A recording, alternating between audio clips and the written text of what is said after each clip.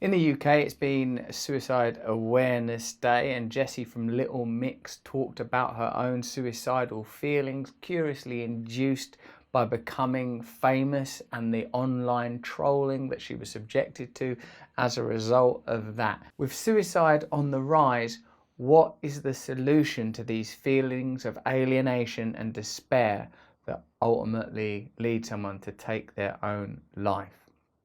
I've been thinking about suicide a lot this week because I've been reading the last words written by a number of men for a theatre piece I'm doing at the Old Vic Theatre later this month. People have very kindly responded to my social media request to have access to material that they have left behind by a loved one who has taken their own life.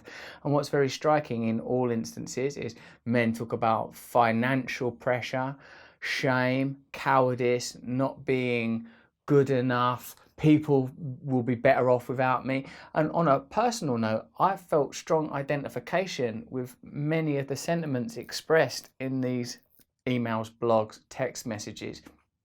Like, even the things that are quite ordinary and everyday take on this terrible potency when you realize that the person has taken this ultimate action of self-destruction. And I feel like, as a person that's felt in the past suicidal, that it's a fine line that separates people that take that action from those who don't. That all of us have the capacity to feel despair, even people that have got a lot to live for, children, opportunities, love, family. None of these things will necessarily be enough if that pain takes hold, if hope expires in you, the expiration of hope.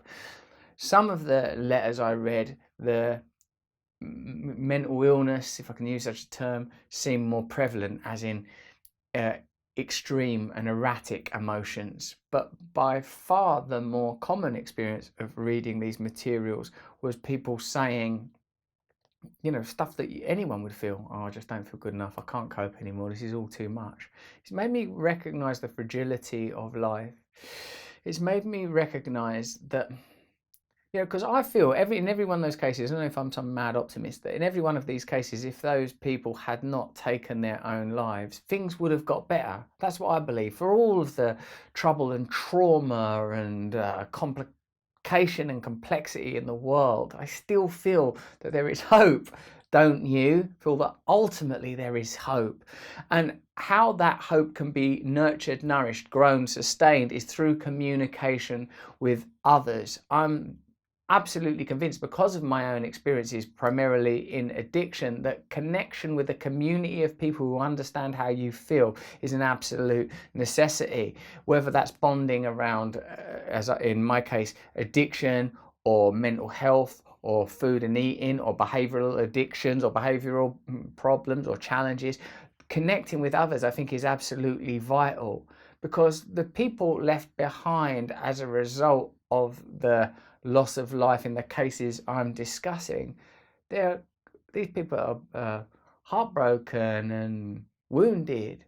And for me, that wound is compounded by my belief that, it wasn't necessary. It's not necessary. It's not the solution, that there is another way out, that there is a positive outcome. Jessie there from Little Mix, she's describing a very particular phenomena, fame, the enhanced, supercharged experience of gossip when you suddenly go from just being gossiped about by a social group or peer groups to gossiped about by a nation or a planet. Suddenly to feel that intensity. She said that people on her Facebook said things like, "You deserve to die, you shouldn't be in Little Mix, you're ugly," or whatever. And Brené Brown told me in the podcast I did with her that for females in general, as a result of her research, body image is a defining mental health issue for women, and for men, feeling weak, not good enough, not strong. So when we talk to one another in online spaces, we should recall that it's human beings that we're dealing with. I try to recall when I make these videos, I'm talking to human beings, I'm talking to myself, I'm talking to my children, to other people that are basically like me.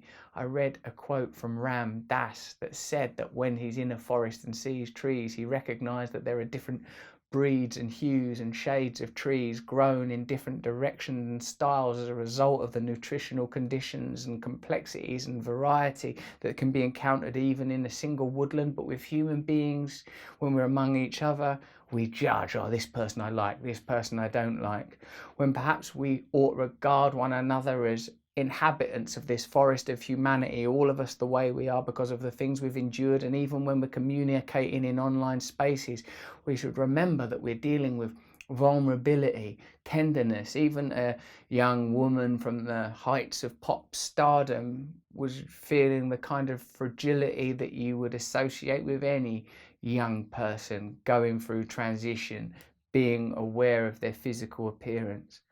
Perhaps we have to learn individually to check ourselves before we judge other people, before we condemn them, because without knowing, we could be contributing to something as significant as life or death. If this video was useful to you, perhaps you'd like to watch this video about anxiety. Thank you very much for subscribing to my channel. I wish you'd press that little bell so that I can have complete control over your life. Thank you for watching.